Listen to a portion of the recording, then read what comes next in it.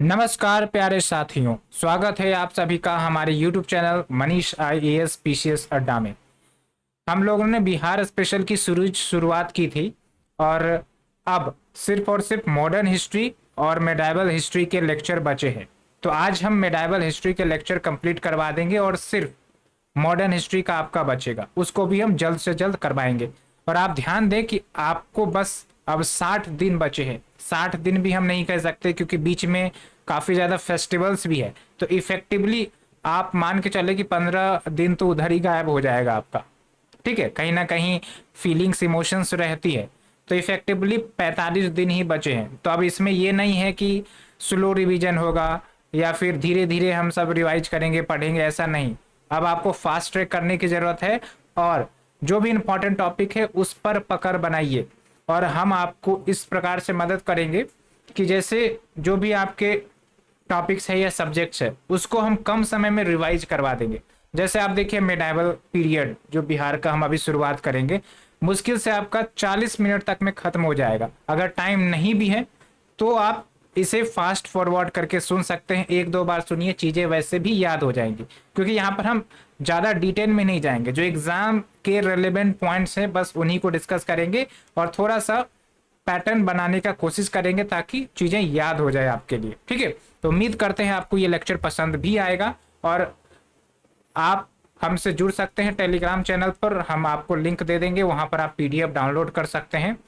So let's start. आपको याद रखना है कि आपको एग्जाम निकालना है, कीप इन दिस माइंड, तभी जाके आपका जो एनर्जी है एकत्रित होकर और आप फोकस तरीके से पढ़ाई करेंगे। Okay, so let's start. देखिए आपके लिए कुछ सुंदर सुंदर चित्र हमने पेस्ट किए हैं ताकि आप थोड़ा सा रिकॉल कर पाए और चीजों को याद कर सके। तो क्या क्वेश्चन पहला पूछ सकता है, वो है आपका लिटरेरी सोर्सेस को लेकर। लेकिन उससे पहले चलिए हम थोड़ा बेसिक समझते हैं। हमने एंशियंट हिस्ट्री ऑफ बिहार की बात की। ठीक है, एंशियंट हिस्ट्री में आपका जो भी इंडस वैली वाला फेज है वो तो चलो इंडिया में था, बिहार में उसका नहीं मिलता है। लेकिन हाँ, वैदिक पीरियड तो मिल ही जाते हैं, महाजनपद आज मिल जाते हैं, उसके बाद मौर्य गुप्ता। ठीक है, ये सब आपके एंशियंट फेज हमने डिस्कस किया, बुद्धिज्म जैनिज्म डिस्कस किया। उसके बाद आपको ही पता है कि फॉरेन इन्वेजन्स होते हैं और बैक्टीरियंस सब इन्वेजन होता है। उसके बाद आपका आता है earlier medieval period. Earlier medieval period में आपका पाला डायनेस्टी एक इंपॉर्टेंट डायनेस्टी होने वाली है। क्यों?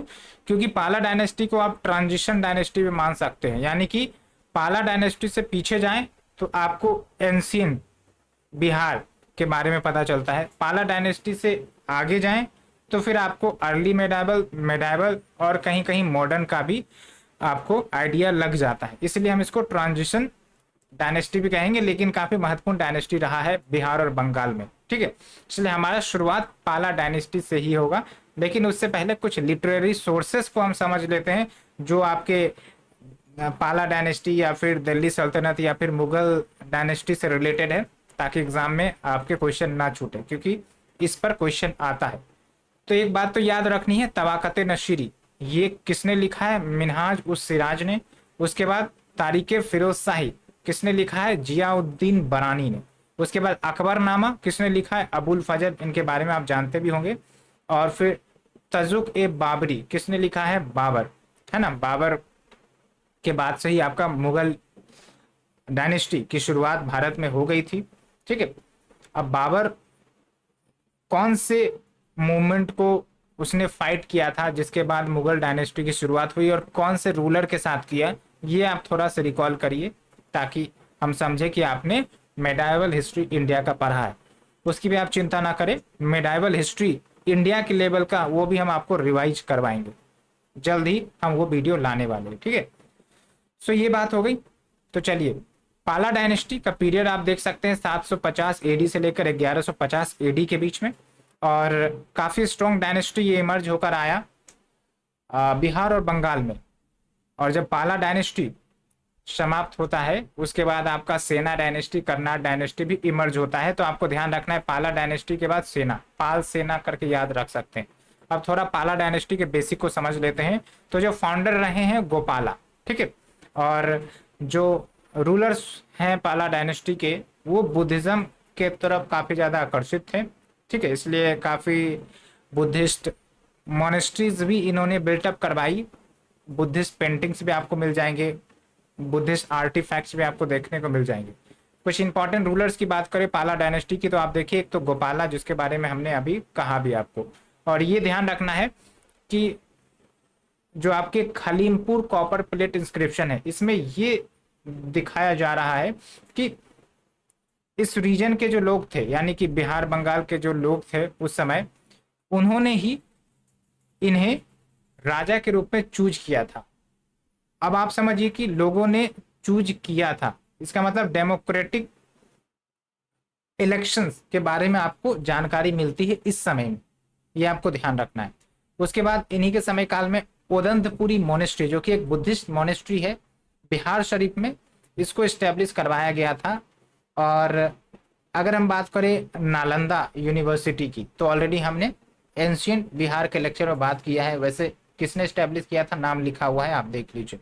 ओके, उसके बाद आते हैं नेक्स्ट रूलर धर्मपाल, और ये गोपाल के पुत्र थे। और इन्होंने विक्रमशिला यूनिवर्सिटी का निर्माण करवाया। कहाँ पर है ये विक्रमशिला यूनिवर्सिटी, जिसके बारे में बीपीएससी ने बार बार क्वेश्चन पूछा है। तो विलेज भी आप याद रखेंगे, एंटीचक विलेज, जो कि आपके वागलपुर डिस्ट्रिक्ट में है। ओके, और ये धर्मपाला जो रूलर रहे हैं, इन्होंने 200 विलेजेस यानी कि 200 गांव नालंदा यूनिवर्सिटी के मेंटेनेंस के लिए भी दिया है। ये भी पॉइंट आपको ध्यान रखना है, ऐसे करके क्वेश्चन पूछा जाता है। उसके बाद इन्होंने उत्तर पथ स्वामी का भी टाइटल हासिल किया। पहले होते थे ना राजा महाराजा को बहुत सारे टाइटल्स मिलते थे, तो इन्होंने उत्तर पथ स्वामी का भी टाइटल हासिल किया। उसके बाद आते हैं देवपाला। ओके, तो देवपाला में क्या इंपॉर्टेंट डेवलपमेंट हुआ, तो जो मुंगेर है वो आपका कैपिटल बना पाला डायनेस्टी का, ये ध्यान रखना है। उसके बाद इनके समय में काफी ज्यादा ट्रेड फ्लरिश हुआ, काफी ज्यादा फॉरेन ट्रेड होने लगे। जैसे साउथ ईस्ट एशियन कंट्रीज हैं, चाइना के साथ ट्रेड और ज्यादा बढ़ने लगा, व्यापार बढ़ने लगा। और एक इंपॉर्टेंट पॉइंट यहाँ पर यह आता है कि जो जावा के रूलर रहे हैं उस समय, बालपुत्र देव, इन्होंने अपने एम्बेसडर को देवपाला के कोर्ट में भेजा था, ताकि 5 विलेजेस ग्रांट के रूप में मांगा जा सके देवपाल के द्वारा, to establish a Buddhist monastery at Nalanda. क्योंकि उस समय देवपाल ही रूलर थे, तो ये जो बालपुत्र देव थे, इन्होंने रिक्वेस्ट किया था देवपाल से कि राजा साहब कुछ विलेजेज आप हमें दान में दे सकते हैं, ग्रांट में दे सकते हैं, ताकि हम बुद्धिस्ट मोनेस्ट्री नालंदा में स्टैब्लिश कर सके। ये पॉइंट आपको ध्यान रखना है, क्वेश्चन पूछ लिया जाता है। तो यहाँ आपका पाला डायनेस्टी लगभग समाप्त है। उसके बाद आते हैं लाटर पालाज। तो लाटर पालाज में आप देखेंगे कि जो रूलर्स रहे हैं उतने ज्यादा स्ट्रॉन्ग नहीं जितने पिछले के पाला रूलर्स रहे हैं। इसलिए आप देखेंगे कि बाद में धीरे धीरे जो पाला डायनेस्टी वो आपका श्रिंक होने लगती है, समाप्त होने लगती है। तो जो लाटर पाला रूलर्स रहे हैं, आप समझिए कि पाला रूलर्स के बेटे सब रहे हैं। जैसे आप देख सकते हैं विग्रह पाल, नारायण पाल, राजपाल, नाम याद रखने की जरूरत नहीं, मैं आपको बस एक कंटेक्ट दे रहा हूँ। ओके, एंड यहाँ पर आप देखिए इन पाला रूलर्स में जो महिपाल वन है वो भी एक महत्वपूर्ण रूलर रहे हैं। और लास्ट रूलर अगर पाला एम्पायर की बात करें तो गोविंद पाल, ये नाम याद रखना है। ओके, अब जहां तक हमने आपको बताया कि महिपाल वन एक इंपॉर्टेंट पाला रूलर रहे हैं, तो इनके समय में एक घटना घटी थी। जब ये रूलर थे पाला डायनेस्टी के, तो साउथ इंडिया में आपका चोला डायनेस्टी भी मौजूद था। तो चोला डायनेस्टी ने क्या किया था, चोला डायनेस्टी में जो एक इंपॉर्टेंट रूलर रहे हैं राजेंद्र चोला वन, इन्होंने बिहार और बंगाल के रीजन पर आक्रमण करने का प्रयास किया था। ओके, और उसके बाद से धीरे धीरे ये जो एम्पायर है वो डिक्लाइन होने लगा, मतलब ये जो डायनेस्टी हो डिक्लाइन होने लगी। तो ये आपको ध्यान रखना है। लास्ट रूलर हमने आपसे पूछा था कौन है, गोविंद पाल, ये ध्यान रखना। अब पाल डायनेस्टी तो हो गया खत्म आपका, ठीक है। अब हम आपसे कुछ क्वेश्चन पूछते हैं, जल्दी रिकॉल करिए। जो आपके पाल डायनेस्टी के फाउंडर कौन है, और जो आपके जावन किंग रहे हैं, ठीक है, उनका नाम क्या था जिन्होंने 5 विलेजेस की ग्रांट मांगी थी देवपाल से। ओके, वो भी नाम आप हमें बताइए। और कौन से चोला डायनेस्टी के रूलर ने बिहार और बंगाल पर आक्रमण किया था पाला डायनेस्टी के दौरान। तो ये कुछ क्वेश्चन है, नाम तो लिखा हुआ है आपका, पता चल गया होगा, लेकिन ऐसे आप रिकॉल कर सकते हैं, ठीक है। उसके बाद सेना डायनेस्टी आता है। सेना डायनेस्टी का आप लोकेशन देख लीजिए, बिहार बंगाल का कुछ इलाका आपका पूरा सेना डायनेस्टी में आता है, ठीक है। किसने फॉर्म किया था सुमंत सेना, ये ध्यान रखना है। और इस डायनेस्टी में जो बलाल सेना है ये ग्रेट स्कॉलर रहे हैं, और इन्होंने दान सागर और अद्भुत सागर ये पुस्तक भी इन्होंने लिखी है। और ये जो बलाल सेना है ये वैसे किंग ही रहे हैं, ठीक है, इस डायनेस्टी के। इन्होंने सोशल मूवमेंट जिसका नाम है कुलिनिज्म, इसका नाम आपने सुना भी होगा, इसकी शुरुआत की थी। कुलिनिज्म में क्या होता है कि जो आपके कास्ट हायरार्की है ना, जो कास्ट प्रथा है उसको बरकरार रखा जाता है, और इसमें जो हायर कास्ट के लोग हैं या राजा महाराजा है वो अपने लेवल के ही लोगों से रिश्ते रखते थे, रिश्ते बनाते थे। तो ये था आपका कुलिनलिज्म, एक प्रकार से जात पात की प्रथा को एक प्रकार से आगे बढ़ाना, कुछ इस प्रकार से आप समझ लीजिए, ठीक है। जैसे आप यहाँ देख सकते हैं, purity of blood were carefully protected, ठीक है। उसके बाद due to the internal rebellion and invasion of Bakhtiyar Khilji, Sena dynasty was weekend. इसी दौरान आपका बख्तियार खिलजी का इन्वेजन होता है और फिर सेना डायनेस्टी कमजोर पड़ जाती है। और लास्ट इंपॉर्टेंट रूलर जो रहा है सेना डायनेस्टी का वो है आपका लक्ष्मण सेना, ये भी आपको ध्यान रखना है। और काफ़ी ज़्यादा स्कॉलर रहे हैं, यानी कि किताबें उताबें लिखने का काम भी ये करते थे। और इनके समय काल में ग्रेट पर्सनालिटी लाइक जयदेव भी रह चुके हैं, और जयदेव ने गीत गोविंद पुस्तक भी लिखा है। ओके, अब सेना डायनेस्टी के बाद आप देखेंगे कि धीरे धीरे अब वो समय तैयार हो रहा था जहां पर नॉर्थ वेस्टर्न रीजन से तुर्किश इन्वेजन होने लगे थे, तुर्क के इन्वेजन होने लगे थे। ओके, और उसका इम्पैक्ट बिहार पर भी पड़ेगा। इसीलिए तो बिहार में भी जो भी आपके दिल्ली सल्तनत के रूलर है या फिर मुगल एम्पायर के रूलर है, उनका कंट्रोल बिहार में रहा है। बहुत सारे बैटल्स भी हुए हैं, ठीक है, for the capturing of the Bihar. क्यों? क्योंकि बिहार एक काफ़ी ज़्यादा प्रॉस्पेरस रीजन था एग्रीकल्चर के मामले में, ठीक है, वर्क के मामले में, तो इसलिए बिहार की अहमियत अपनी थी। ओके, फिर आप देख सकते हैं कि जब आपका सेना डायनेस्टी कमज़ोर होने लगा तो फिर तुर्किश रूल में जो बिहार और बंगाल का शासन है वो जाने लगा, and the glory of Bihar and Bengal decline after this Muslim invasion. Okay, अब यहाँ पर एक दो और कुछ डायनेस्टी के नाम आपको ध्यान रखने हैं, जैसे कर्नाट डायनेस्टी, बीपीएससी ने इस पर क्वेश्चन भी पूछा है 69 बीपीएससी में, तो आपको थोड़ा सा अच्छे से पढ़ना है, इसलिए हमने ग्रेट डिटेल कर्नाट डायनेस्टी के बारे में बताया है। तो किसने फाउंड किया था? नान्यदेव। कहाँ पर? मिथिला रीजन, एक होता है ना आपका मिथिला रीजन नॉर्थ बिहार में, ठीक है, मधुबनी वाला जो इलाका है वो सब आपका मिथिला में ही आता है। और जो नान्यदेव है म्यूजिक के बड़े शौकीन थे, और जो कैपिटल फाउंड किया गया कन्नाड डायनेस्टी का वो है आपका सिमरावगढ़ नेपाल में, और फिर दरभंगा को भी कैपिटल बनाया गया था। ये पॉइंट अच्छे से याद रखना है कि जो मैथिली लैंग्वेज है, जो मैथिली भाषा है, वो इसी डायनेस्टी के दौरान डेवलप होना शुरू हुआ, जिस पर बीपीएससी ने क्वेश्चन पूछा है। कुछ इंपॉर्टेंट रूलर्स की बात कर लेते हैं इस डायनेस्टी में। तो एक तो गंगा सिंह देव, उसके बाद नरसिंह देव, उसके बाद हरिसिम्हा देव, याद रखना है आपको, ठीक है। हरिसिम्हा देव की बात करिए तो लास्ट रूलर रहे हैं आपके कर्नाट डायनेस्टी के, और इनके कोर्ट में ज्योतिरेश्वर जिन्होंने वर्ण रत्नाकार लिखा, एक काफी महान पंडित भी थे, ये नाम याद रखना है, और किसने लिखा पुस्तक ये भी याद रखना है, किसके समय में ये थे ये भी ध्यान रखना है, ठीक है। एंड जो आपके हर्षिम देव रूलर रहे हैं, इन्होंने पंजी व्यवस्था और पंजी प्रबंध की भी शुरुआत की। तो बस आपको ध्यान रखना है पंजी व्यवस्था और पंजी प्रबंध किससे रिलेटेड है? हर्षिम देव, ठीक है।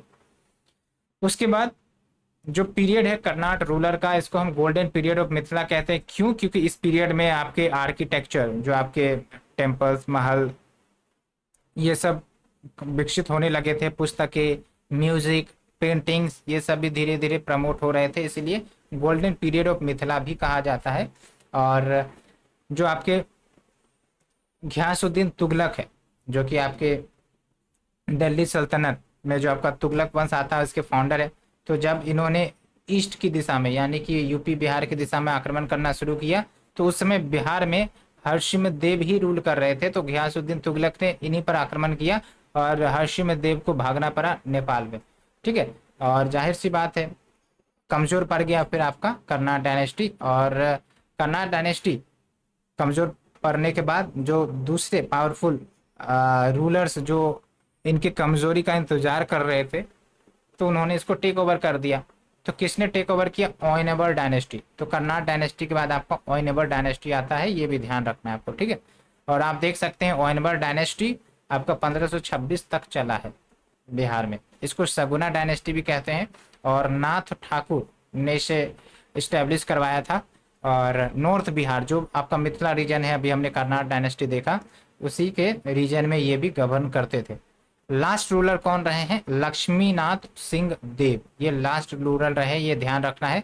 और ये आपका खत्म होता है ओयनेबर डायनेस्टी। बस इतना ही बेसिक, क्योंकि एक दो पॉइंट्स जो बीपीएससी एग्जाम में क्वेश्चन पूछ सकती है, हम उसको भी कवर कर रहे हैं, ताकि आपका कम समय में पूरा रिवीजन हो जाए। आप बस एक वीडियो देके आपका काम खत्म। तो are you enjoying the series? जल्दी जल्दी आप लाइक करिए, शेयर करिए दोस्तों के बीच। जितना शेयर करिएगा उतना कहीं ना कहीं बेनिफिट पाएंगे लोग, और हम लोग भी काफ़ी तेज़ी से आगे बढ़ेंगे। ठीक है, अब है आपका चेरो डायनेस्टी। तो चेरो डायनेस्टी का पीरियड आप देख लीजिए 1150 से लेकर 1450 के बीच। फाउंडर कौन है? भगवंत राय। ठीक है, और जो यहाँ के ट्राइबल्स थे ना, इन ट्राइबल्स में जो पावरफुल हो गए थे, उन्होंने अपना डायनेस्टी एक पार्टिकुलर ज्योग्राफिकल एरिया में स्टैब्लिश कर दिया था, चेरो नाम से। ठीक है, तो बिहार और झारखंड, खासकर झारखंड का जो पलमऊ रीजन है ना, वहाँ पर आपके चेरो डायनेस्टी मौजूद थे। और यहाँ पर आप देखिए जो इंपॉर्टेंट रूलर रहे हैं वो है आपका सहबाल राय, काफ़ी पावरफुल रूलर। और इन्होंने मुगल रूलर से भी फाइट किया, जिसके बाद जहांगीर ने मुगल कैंपेन बिहार में इन किंगडम्स के खिलाफ लड़ने का ऐलान भी किया था। और बाद में हम देखेंगे कि ये मुगल एम्पायर के साथ मर्ज हो गया, क्योंकि ओवरऑल बिहार ही मुगल प्रोविंस में मर्ज हो गया। ठीक है, और उस समय बिहार का मतलब क्या होता था? बिहार, झारखंड, वेस्ट बंगाल। ठीक है, तो जब आपका बंगाल प्रोविंस ही पूरा मर्ज हो गया, तो ये भी आपका मर्ज हो गया।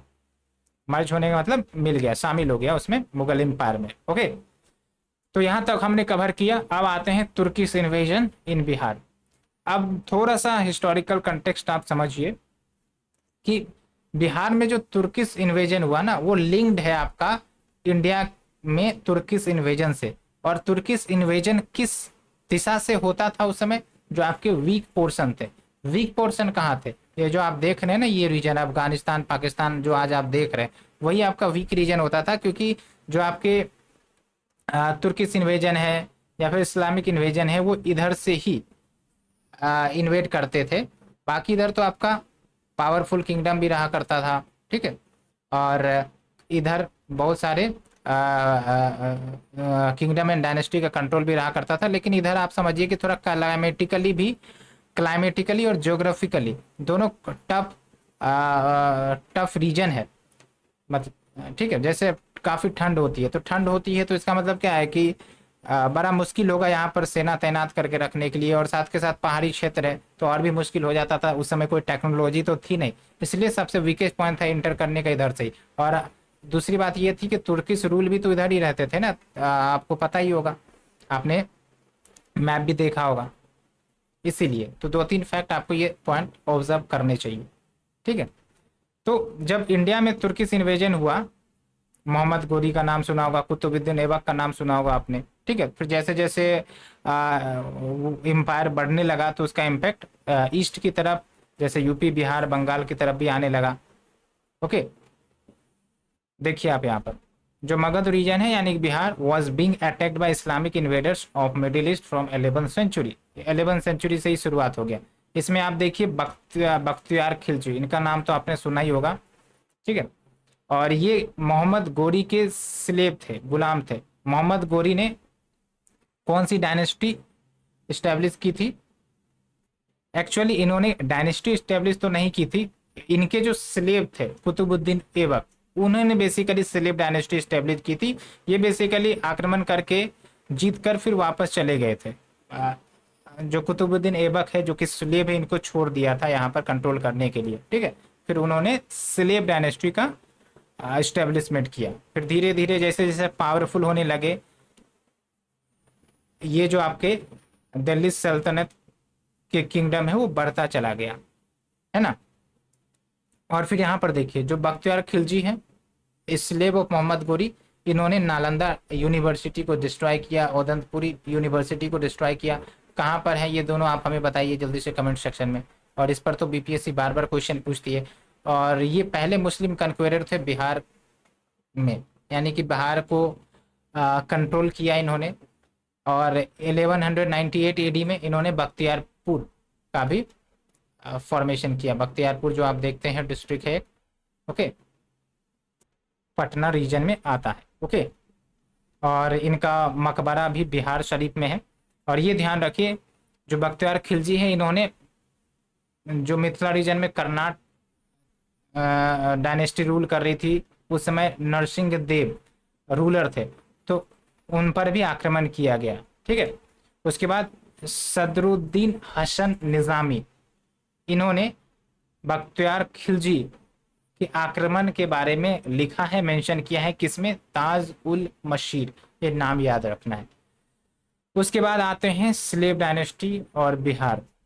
ये सब इंडिया के लेवल पर भी बात होगी और बिहार के लेवल पर भी बात होगी, तो हम यहाँ पर बिहार के लेवल पर बात कर रहे हैं। अब थोड़ा सा एक चीज याद रखना है आपको कि जो आपका दिल्ली सल्तनत में किंगडम आए हैं, है ना, जैसे स्लेव डायनेस्टी, खिलजी डायनेस्टी, ठीक है, तुगलक डायनेस्टी, तो आपको कैसे याद रखना है, इसके लिए हमने ट्रिक डिवाइस किया है, आप याद रख सकते। स्लो खा तू साई, ठीक है, ऐसे करके। तो सबसे पहले स्लेव डायनेस्टी, स्लो, खा मतलब खिलजी आया, फिर तुगलक डायनेस्टी आया, फिर आपका सैयद डायनेस्टी आया, ठीक है, और फिर लोधी डायनेस्टी, फिर आपका जो मुगल एम्पायर है वो आएगा, ओके। तो ये आपको ध्यान रखना है। अब चलते हैं तुगलक डायनेस्टी की तरफ। तो जो आपके घियासुद्दीन तुगलक है, ये तो तुगलक डायनेस्टी के फाउंडर ही रह चुके हैं। इंडिया जो आपका उस समय दिल्ली पर कंट्रोल इन्होंने किया था, ठीक है। लेकिन बिहार पर भी इन्होंने अपना कंट्रोल स्थापित करने का प्रयास किया। और देखिए आप यहाँ पर जो हरि सिंह देव है कर्नाट डायनेस्टी के, इनसे इन्होंने फाइट भी किया और इनको हरा भी दिया था जब ये बंगाल कैंपेन करके आ रहे थे 1324 में। तो बंगाल से ये लड़के तो आ ही रहे थे, उसके साथ साथ बीच में जो आपका कर्नाटक डायनेस्टी का किंगडम बिहार के रीजन में था, इन पर भी आप हमला करके इनको हराया।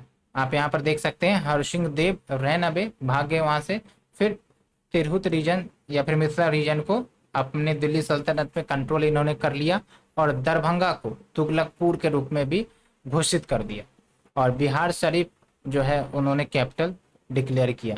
तो ये आपका छोटा सा इंपॉर्टेंट इन्फॉर्मेशन जहाँ से क्वेश्चन आ सकता है। उसके बाद देखिए आप उज्जैना डायनेस्टी, बस आपको ध्यान रखना है कि जो राजपूत की डायनेस्टी थी वो आपका उज्जैना डायनेस्टी थे और फाउंडर कौन है? राजा भोजराज, ये ध्यान रखना है, ठीक है। जो मलबा रीजन है आपका मध्य प्रदेश के आसपास वाला रीजन, ठीक है, वहां पर आपके परमार डायनेस्टी रूल करते थे। तो परमार डायनेस्टी का ही ऑफशूट है, मतलब परमार डायनेस्टी से ही अपना अलग किंगडम इन्होंने स्थापित किया और फिर ये जो उज्जैना डायनेस्टी है उसको फॉर्म किया। कहाँ पर ये शासन करते थे? भोजपुर रीजन जो है आपका आरा भोजपुर, वहां पर, ठीक है। और यहाँ पर एक इंपॉर्टेंट फैक्ट है जो आपको ध्यान रखना है, राजा गजपति उज्जैनिया जो कि उज्जैनिया डायनेस्टी के एक महत्वपूर्ण रूलर थे, इन्होंने शेर शाह सूरी को सपोर्ट किया था, यानी कि जो आपका बैटल ऑफ सूरजगढ़ हुआ था, ठीक है, उसमें ये जो राजा गजपति उज्जैनिया है इन्होंने शेर शाह सूरी को सपोर्ट किया था against the Muslim rulers of Bengal. तभी जाके आप समझ सकते हैं कि सूरी डायनेस्टी का इस्टेब्लिशमेंट बिहार में देखने को मिलता है। ये पॉइंट अब भी आपको याद रखना है। उसके बाद है बिहार एंड सूरी डायनेस्टी, इनके बारे में हम समझेंगे क्योंकि यहाँ से भी क्वेश्चन आता है। तो जब हम बात करते हैं शेर शाह सूरी डायनेस्टी की, तो उनका रियल नेम फरीद खान, और जो टाइटल इनको मिला शेर खान का, वो एक अफगान रूलर सुल्तान मोहम्मद की तरफ से मिला। क्यों मिला था? कहानी है, एक शेर से फाइट किया था, ऐसा कुछ कहानी है, ठीक है। और आप फिर देखिए सूरी एम्पायर इन्होंने स्टेब्लिश किया, और जो कैपिटल इनका रहा है सासाराम बिहार में। और शेर शाह और महमूद शाह इन्होंने फाइट किया बैटल ऑफ सुरजगरा इन 1534, जिसकी हमने बात की, ठीक है। और शेर शाह ने वैसे तो इसमें जीत हासिल कर ली थी। उसके बाद हुमायूं और शेर शाह के बीच भी लड़ाई हुई, बैटल ऑफ चौसा 1539 एडी में। अब हुमायूं मुगल रूलर, ठीक है। तो हुमायूं और शेर शाह के बीच में जो लड़ाई हुई बैटल ऑफ चौसा 1539 एडी में। फिर 1540 में एक और लड़ाई होती है बैटल ऑफ कनौज, शेर शाह सूरी और हुमायूं के ही बीच में। इसमें हुमायूं को डिफीट कर दिया गया शेर शाह सूरी के द्वारा, ठीक है। ये तो आपको ध्यान रखना है। उसके बाद सूरी डायनेस्टी का एस्टेब्लिशमेंट होता है, और 1541 एडी में शेर शाह ने पटना को अपना कैपिटल बनाया बिहार प्रोविंस के लिए। और इन्होंने काफ़ी ज़्यादा इंफ्रास्ट्रक्चर भी ले डाउन किए, जैसे ग्रांड ट्रंक रोड, इसका निर्माण करवाया। कहाँ से कहाँ तक? अफगानिस्तान से लेकर बंगाल तक, इतना लंबा रोड बनवाया गया था, और नाम है ग्रांड ट्रंक रोड। और जो शेर शाह का जो मकबरा है वो आपका सासाराम में स्थित है, ठीक है। ये आपका हो गया। फिर आते हैं बिहार और कररानी डायनेस्टी। चलिए, इतना हमने डिस्कस किया। अब थोड़ा सा आप पॉज करके 1-2 गिलास पानी पीजिए, और फिर आप वीडियो को ऑन करिए, क्योंकि हम काफ़ी कम समय में रिवीजन करने का प्रयास कर रहे हैं। इससे होगा क्या कि जो भी आपने फैक्ट्स पढ़े होंगे तो आपको झट से रिकॉल हो जाएंगे, और फिर एग्ज़ाम में इतनी ज़्यादा परेशानी नहीं आएगी चीज़ों को रिकॉल करने की, क्योंकि यहाँ पर आप सुन भी रहे हैं, साथ के साथ देख भी रहे हैं। तो विजुअल और ऑडियो मेमोरी दोनों आपकी काम कर रही है, तो बस आपको सुन तो जाना है। और जब भी आपको लगे कि हाँ ये पॉइंट हम नहीं जानते हैं, ये फैक्ट हम नहीं जानते हैं, तो उसको आप नोट डाउन कर सकते हैं अपने एग्जिस्टिंग नोट में, तो इससे और ज़्यादा बेनिफिट आपको मिलेगा। तो जो भी क्वेश्चंस आपके प्रोबेबल हैं एग्जाम में आने के, हमने वो फैक्ट्स लगभग सारे कवर किए हैं, ओके। तो चलिए, होप कि आपने पानी वानी पी लिया है मस्ती से। अब आते हैं फैक्ट्स की तरफ, बिहार एंड कररानी डायनेस्टी, ठीक है। तो आप समझिए, जब सूरी डायनेस्टी की डाउनफॉल हुई, उसके बाद कररानी डायनेस्टी रूल करने लगी, ओके। और एक इम्पॉर्टेंट रूलर जो रहे हैं कररानी डायनेस्टी में, ताज खान कररानी, इन्होंने बिहार शरीफ को कैपिटल बनाया। सुलेमान करानी और दाऊद करानी, ये इंपॉर्टेंट रूलर्स थे इस डायनेस्टी के। और एक इम्पॉर्टेंट बात ये हुई थी कि इस समय जो मुगल एम्पायर थे अकबर थे, तो ये चाह रहे थे अकबर कि बिहार प्रोविंस हमारे कंट्रोल में आ जाए, हमारे सुजरेनिटी में आ जाए, ओके। लेकिन दोनों में से एक राजी नहीं थे, तो जो राजी नहीं था उसके साथ अकबर ने लड़ाई या युद्ध करने का फैसला किया। खासकर जो आपके दाऊद खान कररानी है, ये आपके उस समय बंगाल रीजन में रूल कर रहे थे, बंगाल के इलाके में, ठीक है, करानी वंश। फिर आप देखिए, अकबर ने लड़ने का फैसला किया, ओके।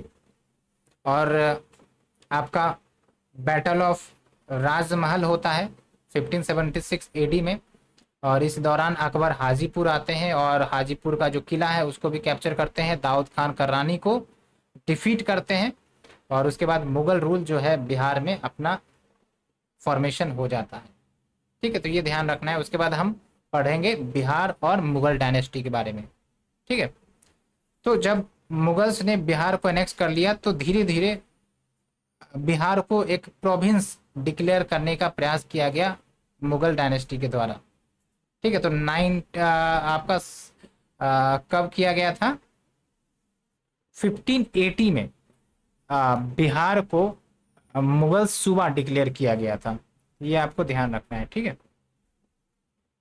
चलिए चलते हैं, कुछ अन्य फैक्ट की बात करते हैं। तो आप देख सकते हैं, the Mughal annexed Bihar and turned it into one of their subahs. और जो आपका एडमिनिस्ट्रेशन का सीट था पटना में, और उस समय बिहार में कुछ ब्रिटिश ट्रेवलर्स भी आने लगे थे, क्योंकि आपको ही पता है ना, ईस्ट इंडिया कंपनी का अब आगमन हो रहा है लगभग 1600 के आसपास। ओके। तो John Marshall and Bernier visited Patna, Bhagalpur, Munger, Hajipur. और उस समय जो बिहार की प्रॉस्पेरिटी है, जो अमीरीपन है, उसको भी दर्शाया गया इन ट्रेवलर्स के द्वारा। और मुगल्स के द्वारा बिहार को एनेक्स करने का, यानी कि कब्जा करने का, अपने कंट्रोल में लेने की जो शुरुआत है, बैटल ऑफ घाघर से ही हो गई थी 1529 एडी में, between Babar and sultan Mahmood. लेकिन उस समय उतना कंट्रोल स्थापित नहीं हो पाया था। बाद में आपका लगभग अकबर के समय में ये आपका ऑफिशियली मुगल के कंट्रोल में आ गया। इसलिए अकबर के बारे में जरूर पढ़ेंगे हम यहाँ पर। तो आप देखिए, अकबर ने जो फाइट किया वो थे आपके कर्रानी डायनेस्टी के रूलर दाऊद खान कर्रानी, ठीक है। और ये लास्ट रूलर भी रहे हैं कर्रानी डायनेस्टी के, क्योंकि इसके बाद तो आपका अकबर में शामिल हो ही गया था, मतलब मुगल में शामिल हो गया था आपका बिहार प्रोविंस, ठीक है। और यहाँ पर आप देख सकते हैं, दाऊद खान को कैप्चर कर लिया गया, एग्जीक्यूट कर दिया गया आफ्टर द बैटल ऑफ तुकरोई 1575। तो 1575 में आपका बैटल ऑफ तुकरोई होता है। और इस बैटल में आपके दाऊद खान एक तरफ और दूसरे तरफ मुगल के जो सेना है एक तरफ। और उस समय मुगल के सेना किसके कंट्रोल में थे? अकबर के कंट्रोल में थी, ठीक है। फिर बाद में दाऊद खान हार गए और फिर अकबर की सेना जीत गई।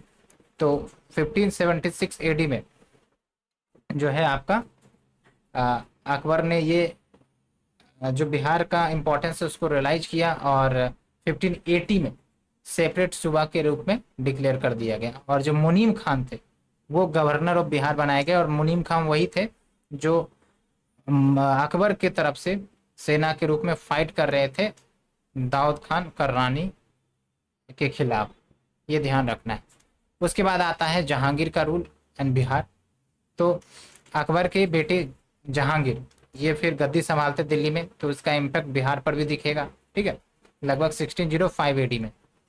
तो जब गद्दी पर जहांगीर ने अपने आप को संभाला, तो बिहार का जो गवर्नर है उसको रिप्लेस किया गया। यानी कि पहले बिहार के गवर्नर आसिफ खान थे, उसको हटाकर लाल बेग, जिसको बेग बहादुर के नाम से भी जाना जाता था, उसको बिहार का गवर्नर बनाया गया, ठीक है। और उसके बाद देखिए, जो परवेज है यानी कि जहांगीर के बेटे, ये पहले मुगल प्रिंस रहे जिसको बिहार का गवर्नर बनाया गया। और फिर मिर्जा रुस्तम सफरी, ये लास्ट गवर्नर बिहार के जहांगीर के समय के। कुछ फैक्ट्स हैं, याद रखना है, क्योंकि कहीं से भी क्वेश्चन पूछा जा सकता है। ऑलरेडी हमने बहुत ही इंपॉर्टेंट फैक्ट्स कंपाइल किए हैं, तो इतना तो कम से कम याद होना ही चाहिए, कम से कम एक दो बार सुन के जरूर जाइए, ठीक है। उसके बाद शाहजहां और बिहार का देखते हैं, ठीक है। तो जब शाहजहां का पीरियड आया दिल्ली में, तो उसका इम्पैक्ट बिहार में भी देखने को मिलेगा। और इसके पीरियड में बिहार काफ़ी ज़्यादा शांतिपूर्ण रहा है। और सैफ खान, इन्होंने शाही ईदगाह पटना में स्टेब्लिश किया, तो ये पॉइंट भी आप याद रखेंगे। उसके बाद औरंगजेब और बिहार का बात करते हैं। तो जब औरंगजेब का समय आया, ठीक है, और औरंगजेब हिस्ट्री में काफ़ी ज़्यादा खूंखार रूलर माने जाते हैं, ठीक है। काफ़ी ज़्यादा इन्होंने लड़ाई युद्ध भी लड़ी, किसी को कुछ भी नहीं पूछते थे। आपको ये कहानी मेडावल हिस्ट्री ऑफ इंडिया में पढ़े होंगे, ठीक है। तो during the reign of Aurangzeb, the first governor जो थे बिहार के दाऊद खान कुरैशी। दाऊद खान कुरैशी है, करानी नहीं है, ठीक है। तो करानी तो आपके बंगाल में जो रूलर थे करानी डायनेस्टी के, वो थे। उसके बाद आप देखिए, फिर गवर्नर जो हुए वो चेंज हुए, जन निसार खान। और इनके गवर्नरशिप में काफ़ी ज़्यादा भूखमरी झेलनी पड़ी बिहार में, खासकर पटना रीजन में। फिर 1713 एडी में जो फर्रुखसियार हैं, ये भी आपके मुगल रूलर हैं, और कहा जाता है कि ये पहले मुगल रूलर है जिसको पटना में राज अभिषेक किया गया। क्रॉनिंग मतलब वही होता है कि राज अभिषेक, ठीक है। तो ये पॉइंट याद रखना है, बीपीएससी ने इस पर भी पूछा है। 1713 में Farrukhabad was the first Mughal who was crowned in Patna. Okay, तो ये लगभग लगभग आपका जो मेडाइवल हिस्ट्री का फैक्ट्स है विद रिस्पेक्ट टू बिहार खत्म होता है। हमने जितना जल्दी खत्म करने का कोशिश किया है ताकि आपका समय बच सके। अब कुछ टाइमलाइन आपको याद रखने हैं, जैसे 1197 एडी नालंदा और विक्रमशिला यूनिवर्सिटी को डिस्ट्रॉय किया गया बख्तियार खिलजी के द्वारा। 1296 AD Bihar became part of Khilji dynasty. 1324 AD invasion of Bihar by Ghiyasuddin Tughlaq. 1526 AD Bihar became part of Delhi Sultanat, ठीक है। और फिर 1527 में battle of Ghaghra between Balban and sultan Mahmud of Nuhani dynasty, ये भी ध्यान रखना है, ठीक है, बैटल ऑफ घाघरा। उसके बाद 1534 एडी बैटल ऑफ सूरजगढ़, किसके किसके बीच में, शेर शाह सूरी और महमूद शाह के बीच। फिर 1539 एडी में battle of Chausa between Sher Shah Suri and Humayun. और फिर 1556 एडी में आप देखिए मुगल डायनेस्टी रिस्टोर्ड इन बिहार। ओके, फिर आप देखिए 1580 में बिहार डिक्लेयर्ड एज मुगल सूबा, जो प्रोविंस है, सूबा जो है ना प्रोविंस को कहते हैं, और सूबा को हेड करने वाले गवर्नर। फिर 1666 एडी में जो आपके 10th सिख गुरु हैं गुरु गोविंद सिंह, इनका पटना में जन्म होता है। ये पॉइंट याद रखना है, सिख गुरु जिनका जन्म पटना में हुआ। ओके, 1704 एडी में पाटलिपुत्र का नाम बदलकर आजिमाबाद कर दिया गया, प्रिंस आजिमाबाद के नाम पर। उसके बाद 1743 एडी में मराठा इन्वेजन बिहार में होता है पेशवा बालाजी बाजीराव के गवर्नरशिप में या शासनकाल में, ठीक है। तो ये कुछ टाइमलाइंस है जो हमने आपको याद करवाया। हो सकता है क्रोनोलॉजी बेस्ड क्वेश्चन भी पूछ दे तो आपको अरेंज करने में कठिनाई हो, इसलिए आप यहाँ से रिवीजन कर सकते हैं। अब आते हैं सूफिज्म के बारे में जानते हैं। ज़्यादा इसमें पढ़ना नहीं है, थोड़ा सा कंटेक्स्ट आपको बता देते हैं कि मेडाइवल पीरियड में काफ़ी ज़्यादा एक प्रकार से रिलीजियस इनइक्वलिटी फैल रही थी, ठीक है, या फिर कास्ट इनइक्वलिटी फैल रहा था, ठीक है। कास्ट डिस्क्रिमिनेशन काफ़ी ज़्यादा था, जो आपके लोअर कास्ट थे उनके साथ डिस्क्रिमिनेट किया जाता था।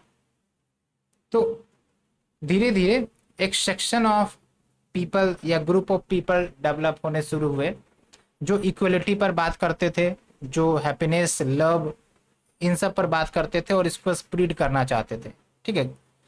तो इस समय आपके भक्ति मूवमेंट भी आते हैं, सूफी मूवमेंट आते हैं। तो भक्ति मूवमेंट लगभग आपका जो हिंदू रिलीजन है उसमें, और जो सूफी मूवमेंट है जो मुस्लिम रिलीजन है उसमें, ठीक है। तो ये सभी आपके लव, इक्वलिटी, रेस्पेक्ट, इन सब पर ज़्यादा जोर देते थे। ओके, तो इसमें आपको बस ज़्यादा कुछ याद नहीं रखना है। इंडिया के लेवल पर अगर हमको देखना हो तब देखेंगे। यहाँ पर आप याद रखिए कि वजूदिया स्कूल जो बिहार में प्रचलित हुए, it belong to the Sufism in Bihar, ठीक है। और जो चिश्ती सूफिज्म फ्लरिश हुआ बिहार में, वो आपके बिहार शरीफ और सारण में, ठीक है। अब आते हैं सिखिज्म के बारे में। बिहार में क्या कुछ घटना घटी, तो आप समझिए कि बिहार में भी सिखिज्म का स्पिरिट काफ़ी अच्छे से हुआ। 1509 एडी में गुरु नानक देव पटना भी विजिट करते हैं, ये डेट याद रखना है। और 1666 एडी में आपको पता है, हमने बताया भी, 10th and last Guru of Sikhism गुरु गोविंद सिंह जी का जन्म हुआ पटना साहिब, पटना में। और आपको पता ही है कि Patna Sahib is famous for the gurdwara, okay. And Takht Shri Harmandir Sahib, जिनको पटना साहिब भी कहते हैं, it is one of the 5 Takht of Sikhism, जहाँ पर जो सिख श्रद्धालु हैं वहाँ पर आते हैं फॉर ब्लेसिंग्स। ओके, अब आपका बस लास्ट बचा है जो कि आपका लगभग आपको याद रखना है। कुछ फेमस मोनूमेंट्स साइट कहाँ पर है, जैसे Queen's palace, tomb of Ibrahim Baya Bihar Sharif जो कि नालंदा डिस्ट्रिक्ट में आते हैं, रोहतासगढ़ फोर्ट जो कि रोहतास डिस्ट्रिक्ट में आता है। फिर टॉम्ब ऑफ शेर शाह सूरी, इसके बारे में आप जानते ही होंगे, सासाराम रोहतास डिस्ट्रिक्ट में आता है। उसके बाद 3 रॉक इंस्क्रिप्शन सासाराम रोहतास में, टॉम्ब ऑफ बख्तियार खान मलिक सराय जो कि कैमूर में आता है, उसके बाद टॉम्ब ऑफ हसन शाह सूरी सासाराम रोहतास में, उसके बाद टॉम्ब ऑफ शाह मखदूम दौलत मानेरी एंड इब्राहिम खान, ये अलग अलग है, ठीक है। टॉम्ब ऑफ शाह मखदूम दौलत मानेरी एंड इब्राहिम खान मानेर में पटना में आता है। ओके, तो ये आपका total medieval history of Bihar समाप्त होता है। लगभग मेरे ख्याल से कितने समय में कंप्लीट हमने किया, 40 मिनट में। तो 40 मिनट में आपका रिवीजन हो जाता है, तो इससे और बड़ी बात क्या होगी, ठीक है। अब ऐसा नहीं कि भाई मेडाइवल हिस्ट्री बिहार का खत्म करने के लिए एक दिन लगा दिए, ऐसा नहीं होना चाहिए। जल्दी जल्दी खत्म करिए ताकि आप अन्य सब्जेक्ट को रिवाइज कर सके। अगर आपको टाइम नहीं है तो आप हमारे लेक्चर देखकर रिवाइज करिए, काफ़ी बेनिफिट मिलने वाला है और आप अच्छा स्कोर करके ही आएंगे, कट ऑफ क्लियर करके आएंगे, ठीक है। तो जल्दी से आप कमेंट सेक्शन में लिखिए yes I am going to clear the cut off for sure, ताकि आपका माइंडसेट बने, आपकी एनर्जी एकत्रित हो for cracking this examination. Video पसंद आई हो लाइक शेयर सब्सक्राइब जरूर करें। Thank you friends, thank you very much.